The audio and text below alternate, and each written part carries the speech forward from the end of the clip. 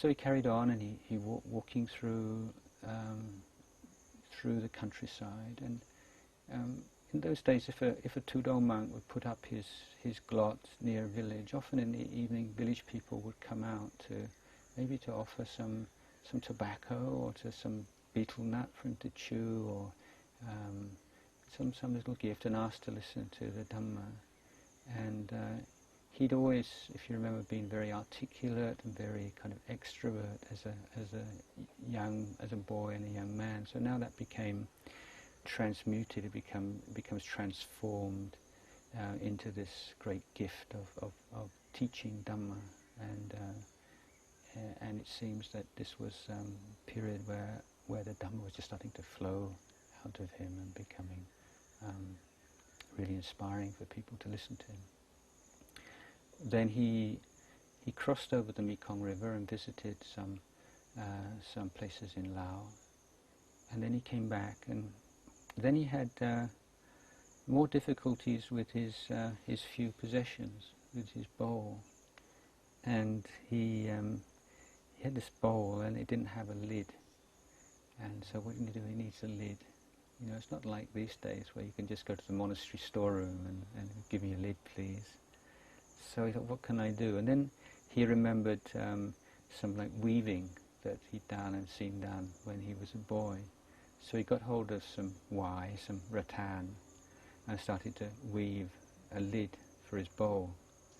And quite hard work, and he finally got this done and put it on his bowl, and he went in on arms round, and everybody thought it was a joke, and they were all laughing, lay people were all laughing at him. And so back to the drawing board, and then he got really obsessed with this again, and again it's a repeat of this old habit, and so he's working all through the night to make this bowl lid, and he's using some kind of candle, one of these what do you call it, comb fire, sort of using a light, and it dripped down onto his fingers, the wax, I guess. And Krang. Is it krang or wax? Yeah, it doesn't really matter, but he got all the wax and burnt his hand, and that just made him stop and say, look, what am I doing? It's not such a big deal. I have to be working this day and night, and just stop. And then he put it down, and he went off to walk meditation.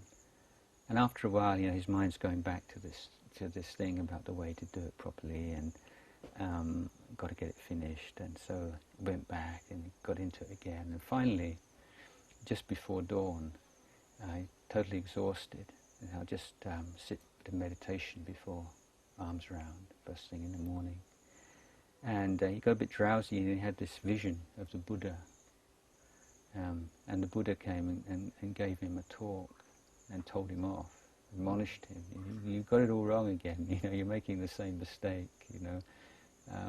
You've got to learn to be able to do things one thing at a time, and don't make such a fuss about your borika, your possessions.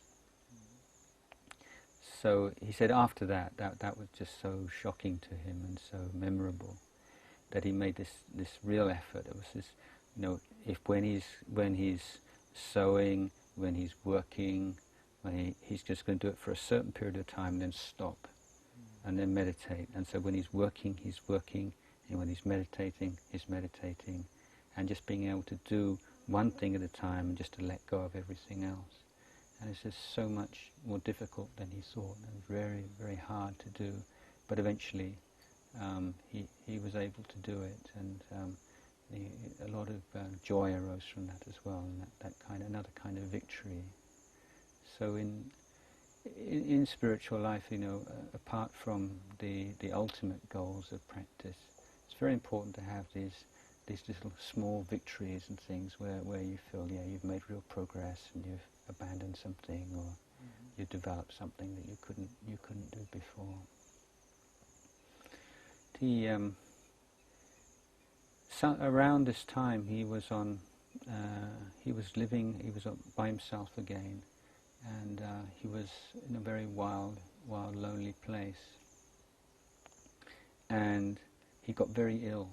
He had a very serious fever. And he was lying there all alone in the jungle, and he thought he was going to die.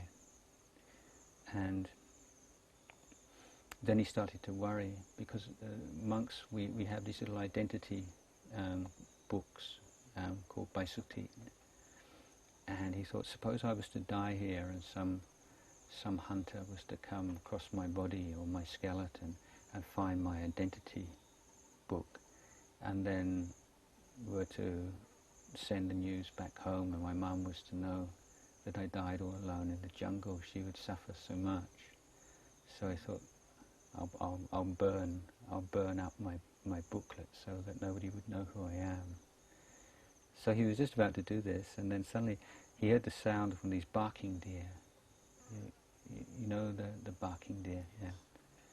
And it just sort of jolted him. He just, barking deer, I'm not the only sick being in this forest. What about all the animals in the forest, And they don't have medicines, they don't have doctors and people to look after them, they don't feel sorry for themselves, they make do, they just chew on leaves and they get by. And so it was just enough just to make him sort of stop, and then he forced himself to get up off the ground and to sit in lotus position, cross-legged, and start to meditate. And he reached a point where he could just go through that illness and recovered from it. And this was again a very memorable experience, in that he proved that he could treat himself and heal himself from quite serious physical illness through the power of meditation.